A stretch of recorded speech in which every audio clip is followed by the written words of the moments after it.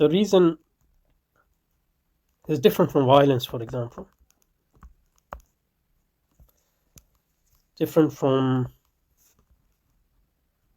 coercion or succumbing to mere authority, because reason had this unique power to convince us. So reason um, addresses our mind, for example, and a specific faculty in our mind, which is the faculty of conviction, I guess. And reason has this power to convince because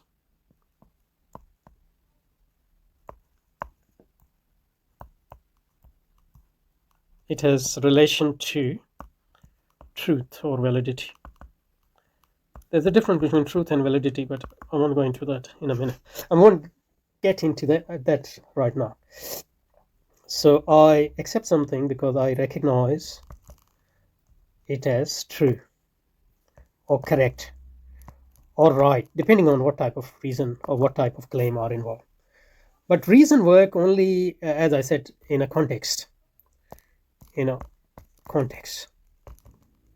So background context. So if people don't share certain minimum background context, they won't be able to recognize reasons as reasons, for example, or their power of conviction won't work on them for various reasons. So certain type of reason require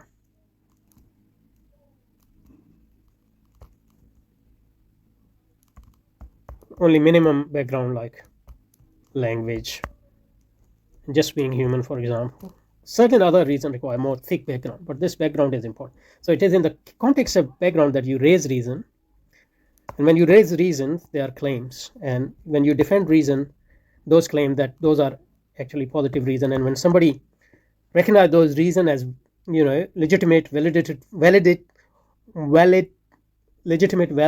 reason for that claim, then that produces the power of conviction, and conviction leads to acceptance of your claim, etc., and that leads to agreement, which is not just factual agreement, but so that's what differentiate de facto agreements from validity or valid agreement, because they are de facto agreements are just agreement based on some other reasons or some other, but valid agreements are based on rational reasons, so to speak, rational reason.